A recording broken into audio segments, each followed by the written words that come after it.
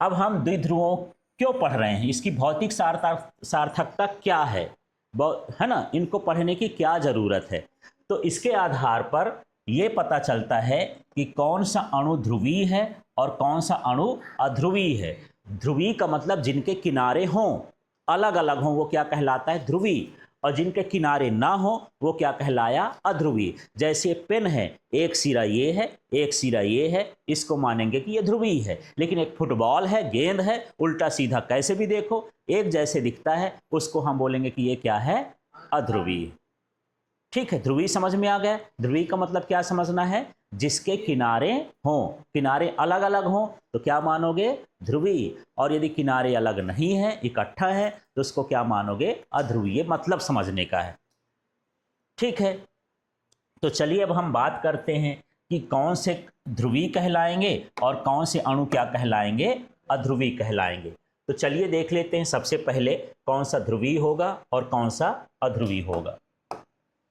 तो यहां पर देख लीजिए, जिन अणुओं में धनावेश और ऋणावेश केंद्र एक ही स्थान पर होते हैं उसे क्या कहा जाता है, अध्रुवीय।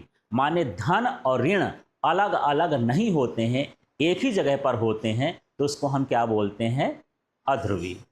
ठीक, थोड़ा सा एग्जाम्पल ले लेते हैं कि ये कैसे कंडीशन में बनता है। जैसे मान के चलते हैं कि यहाँ पर हमारे पास कोई नाइट्रोजन है और दूसरा नाइट्रोजन का अणु, या ये कुछ भी दिया है, नाइट्रोजन नाइट्रोजन के अणु। ठीक है, ये भी इलेक्ट्रॉन देता है एक और ये भी देता है, तो साझेदारी करता है, ये भी देता है ये भी देता है, इस तरह से ये तीन तीन इलेक्ट्रॉन दे करके साझेदारी करते हैं। ठीक है, जितना ताकतवर ये है उतना ताकतवर ये भी है। इलेक्ट्रॉन बीचे बीच में है, ये इधर उधर नहीं जाते हैं, माने इसका धन और ऋण दोनों क्या हो गया, इकट्ठा हो गया। ठीक है, ये अलग अलग नहीं हो पाते हैं, तो एक कैसा अणु हो जाएगा, ध्रुवीय की अध्रुवीय। ध्रुवीय के सिरे होते हैं, ध्रुवीय हो माने धन और ऋण अलग होंगे, और अध्रुवीय है तो ये अलग नहीं होंगे। इसका मतलब इसका धन भी यही है, इसका ऋण भी यही है। जिसका धन और ऋण इकट्ठा होता है उसको क्या बोला जाता है, अध्रुवीय। जैसे मान के चल लेते हैं कि CO2 है, CH4 है, तो ये कैसे अणु कहला गए, ध्रुवीय कहला गए। कैसे, वो कैसे कहलाएंगे, अध्रुवीय। कैसे कहलाएंगे, अध्रुवीय, जिसमें धन ऋण अलग ना हो।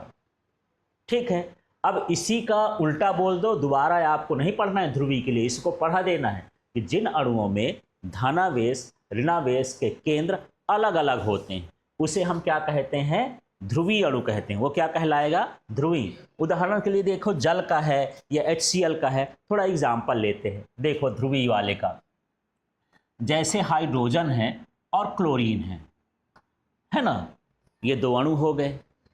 हाइड्रोजन एक इलेक्ट्रॉन देता है और एक इलेक्ट्रॉन कौन देता है, क्लोरीन देता है। दोनों साझेदारी कर लिए, दोस्ती तो इनकी हो गई। लेकिन इसमें क्लोरीन बड़ा है और बड़े होने का फायदा उठाता है। क्या फायदा उठाता है, इस दो इलेक्ट्रॉन को बोलता है भैया ये दोनों मेरे हैं, तुम साइड में चलो, छोटे हो तुम। हाइड्रोजन बहुत छोटा अणु है ना, जब ऐसा होता है तो क्या करता है, ये हाइड्रोजन से थोड़ा सा दूर ले जाके इनको अपना बना लेता है। रहना चाहिए बीच में भाई, साझा है तो दोनों दिए हैं, दोनों बराबर दिए हैं, पर दोनों बराबर का हिस्सा है। लेकिन क्लोरीन बड़ा है इसलिए अपनी दादागिरी दिखाता है और उनको अपनी ओर क्या कर लेता है, खींच लेता है। तो जिसमें इलेक्ट्रॉन ज़्यादा आ गया उसमें कौन सा आवेश आता है, नहीं, आवेश कौन सा आएगा, जो इलेक्ट्रॉन को अपना ग्रहण करता है वो क्या कहलाता है, ऋणावेश। जिसमें इलेक्ट्रॉन आए वो क्या कहलाता है, ऋणावेश। और जिससे इलेक्ट्रॉन घटे वो क्या कहलाता है, धनावेश। मतलब इसमें क्या आ गया, ऋण, और इसमें क्या आ गया, धन, है ना, आंशिक धन हो गया। ये डेल्टा है, आंशिक ऋण हो गया, इसको डेल्टा पढ़ते, मतलब छोटा सा धन और छोटा सा क्या हो गया, ऋण।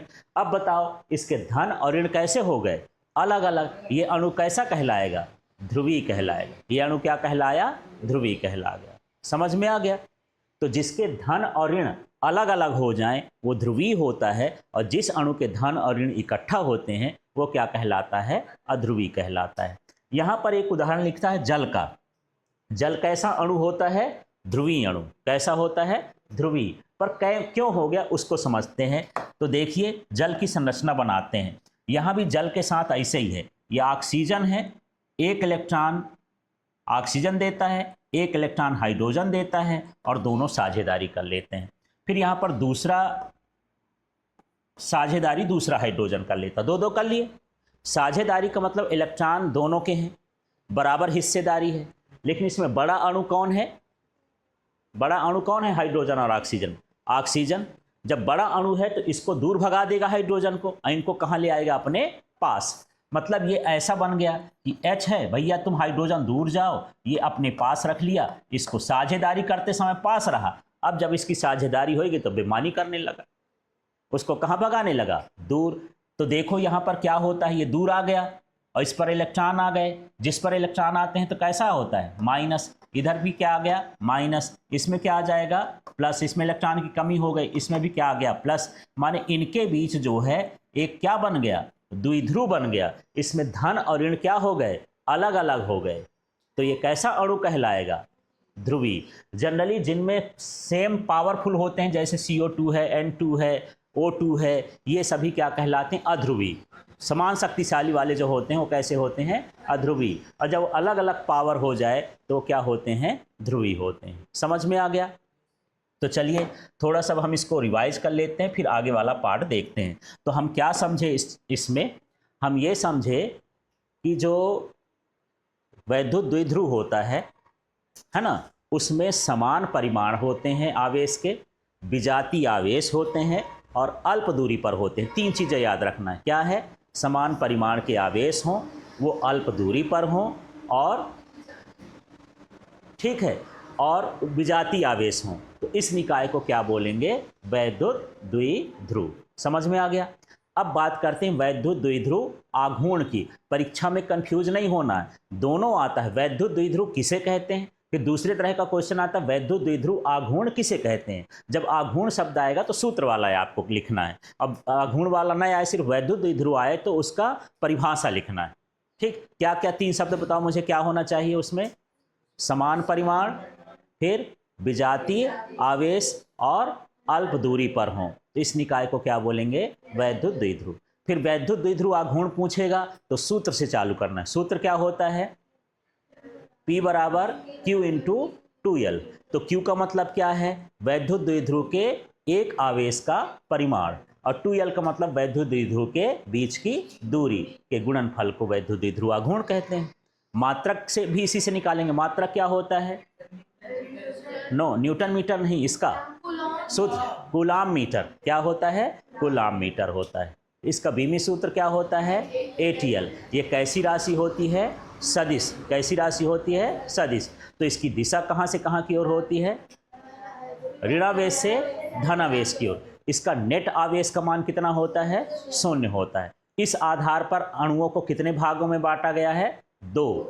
एक होता है कैसा? ध्रुवी, जिसके अणु अलग अलग ना हो, माने ऋणावेश और धनावेश अलग अलग ना हो, इकट्ठा हो, एक ही केंद्र पर हो, वो क्या होता है? अध्रुवी। जैसे CO2 है, N2 है, O2 है। ठीक है। और जिसमें धनावेश और ऋणावेश जिन अणुओं में अलग अलग हो जाएं, ऐसे क्या कहलाते हैं? ध्रुवी। ठीक है। जैसे HCl है, NaCl है, H2O है, ये सभी कैसे अणु कहला जाएंगे? ध्रुवी कहला जाएंगे। ठीक है।